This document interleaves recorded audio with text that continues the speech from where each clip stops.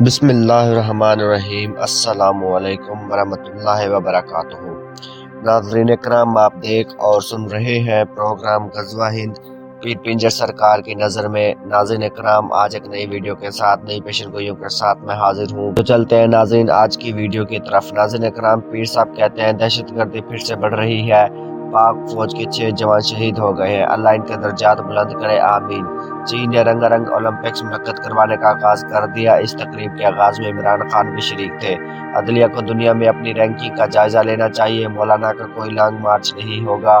P D M کے اجلاس میں کیا ہوا؟ کون سا اجلاس؟ کون سی پارٹی؟ باہر کچھ اندر کچھ، 3 بندوں سے کون سی پارٹی ہوتی ہے؟ سعودی عرب نے پاکستان کے ایٹمی ہتھیاروں پر ہاتھ ڈال دیا ہے، محمد بن سلمان کے خاص بندے پاکستان پہنچ چکے ہیں، اربوں ڈالر کی پیشکش، جو مرضی کر لو، پاکستان اپنے ایٹمی اثاثے کسی کو نہیں دے گا۔ اپوزیشن کی پارٹی تب ٹوٹ گئی تھی جب وزیراعظم عمران خان نے الیکشن جیتا تھا۔ یہ اپوزیشن والے سارے مافیا ہیں، یہ جو کچھ کر رہے ہیں مال بچانے کے لیے کر رہے ہیں، ملک کی خوشحالی کے لیے کچھ نہیں کر رہے۔ نواز شریف، شہباز شریف کے علاوہ زرداری، بلاول اسحاق ڈار اور رانا ثناءاللہ نے بھی تابڑ توڑ کرپشن کی ہے۔ سکھوں کا پاکستان کے ساتھ الحاق کرنے کا اعلان، بھارت میں صف ماتم بچھ گیا۔ بھارت ہندو آگ بگولا ہے، بھارت میں قائد اعظم اور پاکستان کا راج ہے، بھارت سے سکھ کا سرمایہ کاری سے انکار، بھارت سے سکھوں کا سرمایہ کاری سے انکار، پاکستان کو بہترین پڑوسی ملک ملنے والا ہے۔ سعودی عرب میں بے حیائی کی شرح بڑھ رہی ہے، محمد بن سلمان سعودی عرب پر دھبا ہے، یہ میلیا میٹ ہو جائے گا۔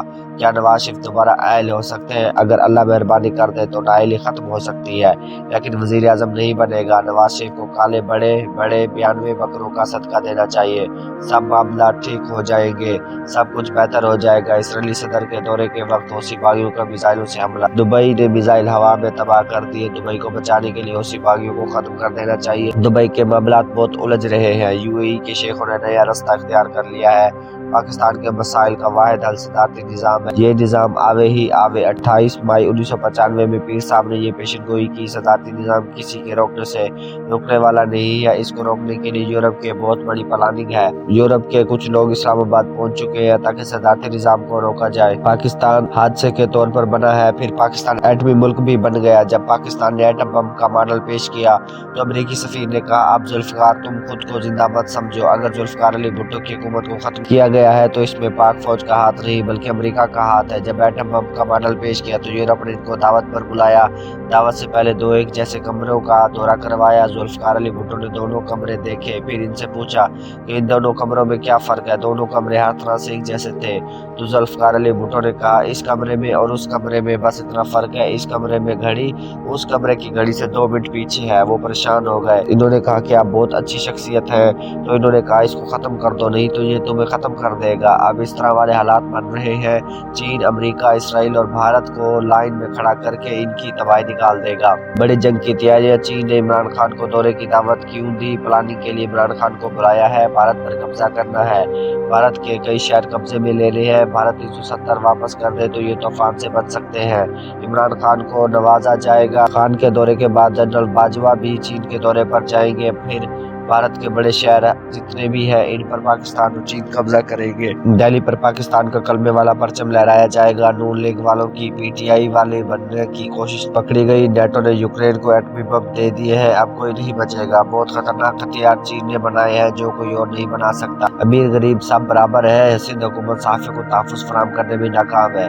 یوسف رضا گیلانی شریف آدمی ہے، استعفیٰ نہیں بنتا۔ نئی آئینی ترمیم پر غور کر رہے ہیں، سونے ہی سونے کے ذخائر تیار ہیں۔ پاکستان کی خوشحالی کا وقت آ چکا ہے، پاکستان سونا بیچ کر ملک کا قرضہ اتاریں گے۔ دنیا کے لیڈر عمران خان سے ملنے کے خواہش مند ہیں، کمزور ملک طاقتور بن جائیں گے اور طاقتور ملک کمزور بن جائیں گے۔ سکھ جو خالصتان بنا رہے ہیں، یہ پاکستان کا بہترین پڑوسی ملک ہوگا، یہ پاکستان کے ساتھ الحاق بھی کرنا چاہتے ہیں۔ اور بنگلہ دیش جو ہم سے جدا ہوا، عمران خان کی کوششوں سے مسئلہ کشمیر بھی حل ہو جائے گا اور بنگلہ دیش کا مسئلہ بھی حل ہو جائے گا۔ حسینہ واجد بہت جلد پاکستان کا دورہ کرنے والی ہے۔ بلاول کی موجودگی میں یوسف رضا گیلانی کی وزیر اعظم بننے کی کوئی چانس نہیں ہے، اسپیکر بننے کی بھی چانس نہیں ہے۔ عام وزیروں پر گزارا ہوتا ہے تو ٹھیک ہے، شاہد خاقان، مریم اور شہباز شریف کی موجودگی کی وجہ سے اس کی دال وزیر اعظم کے لیے نہیں گلنے والی ہے۔ پی آئی اے کی چیئرمینی بھی دی جائے گی۔ پیٹرول اور کوئلے کے نئے ذخائر دریافت ہو گئے۔ عمران خان کی زندگی کا وہ لمحہ جو وہ خود نہیں جانتے، جمائمہ پیار محبت کے لیے، بچوں کی جائیداد کے لیے نہیں آئی، یہ یورپ کے اہم مشن کے لیے آئی ہے۔ یہ پاکستان میں اپنے معاملات چلا رہی ہے، لیکن یہ منہ کی کھائے گی۔